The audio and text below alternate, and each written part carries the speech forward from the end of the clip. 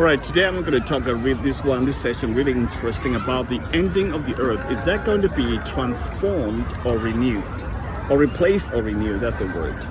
This is 2 Peter chapter 3, verse 10. But the day of the Lord will come like a thief. The heavens will disappear with a roar. The elements will be destroyed by fire, and the earth and everything done in it will be laid bare. You know, the elements will be destroyed. Elements will be destroyed. Everything will be destroyed by fire.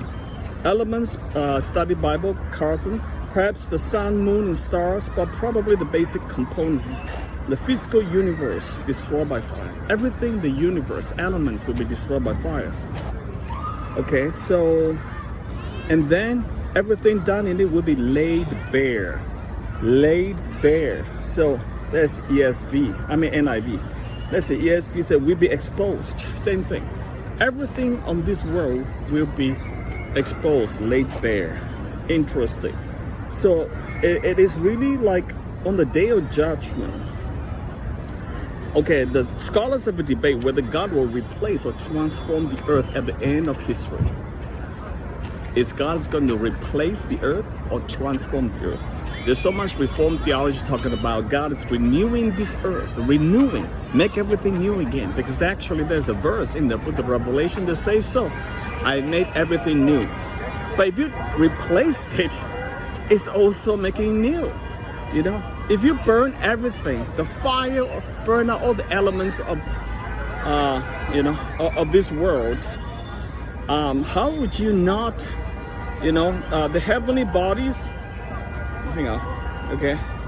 So it says, the day of the Lord come like a thief, and the heavens will pass away with the roar, and heavenly bodies will be burned out. Heavenly bodies. What are they? Moon, sun, everything. Earth and and dissolved. Heavenly bodies will be burned up and dissolved. The heat is so intense, the entire moon and sun dissolved. What else? Earth and the works that done only will be exposed.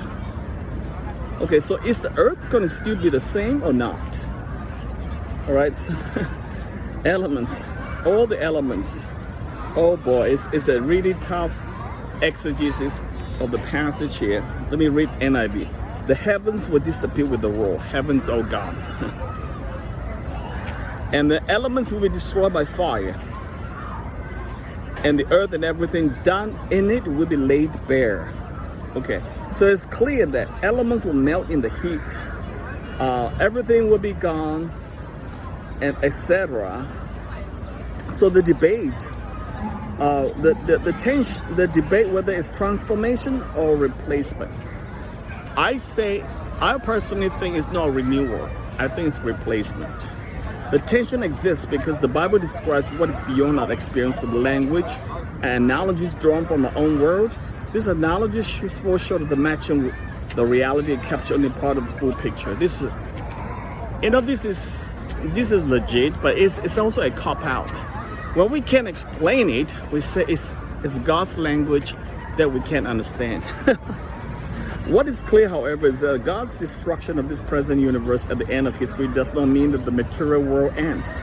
The shift from the present heavens and earth to the new heaven and earth involves both continuity and discontinuity. All right, we're going to get a replacement. We'll get a new earth. We're going to get a new heaven and new earth. Everything will be new. That's correct. Wow, this is everything. You know how this is going to happen. So Peter is saying that those people think,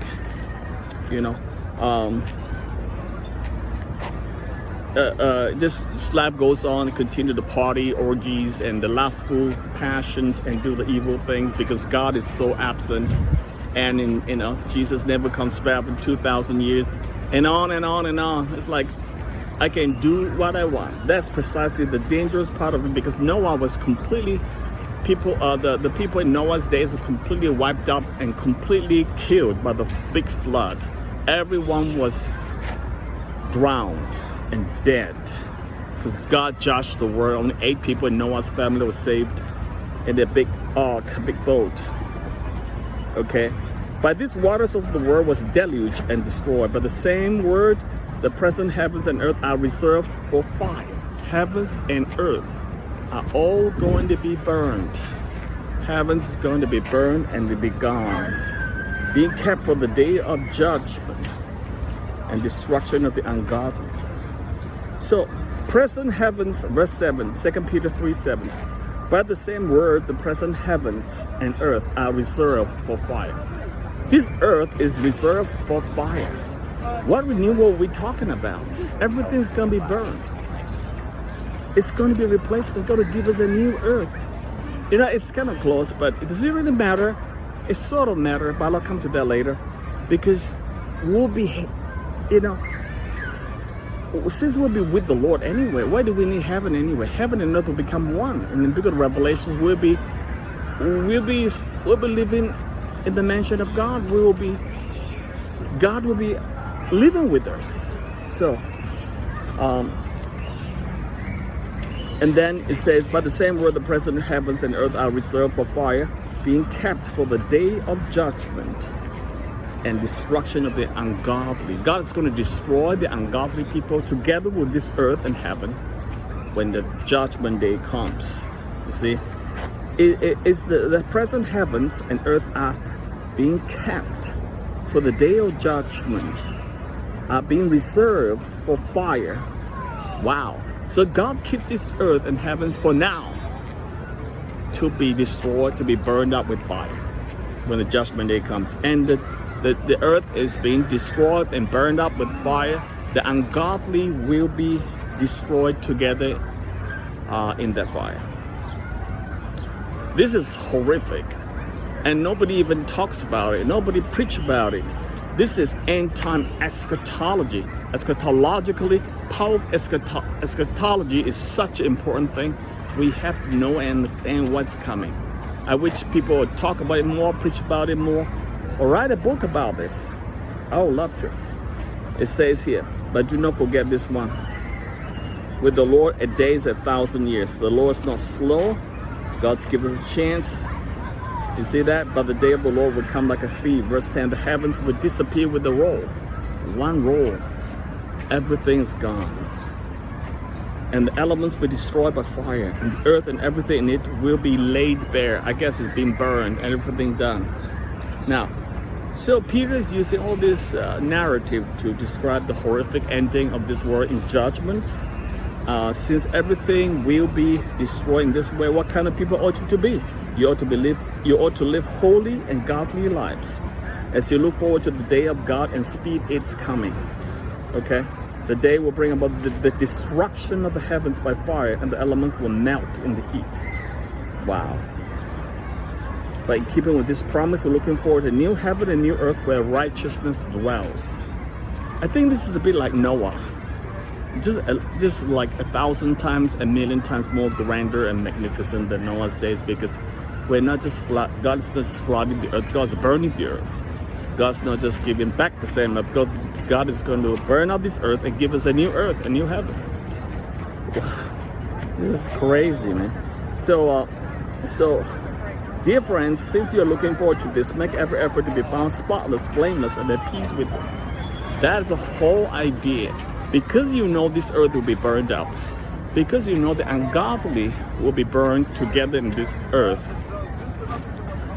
you have to live righteous life, godly lives, you know, but spotless, where a new heaven and new earth where righteousness dwells. No more evil, no more lustful passions, no more wickedness, no more darkness. Everything will be righteousness. That's heaven on earth, by the way. All right, so I want you to know that I believe the replacement is coming. And if you know at the back of your mind the ending, what it's going to be like, you will surely be more cautious in our mind. How to live our lives? How do we spend our vacation? How do we spend the energy? What do we live for? What are we passionate about? It will have a huge impact upon our lives, trust me. So I urge that everybody will be able to spend time meditating and think about this so that we will be cognizant and conscious. Because once you know what's coming in the end, you will change for now. But if you don't know, it's terrible. Bye.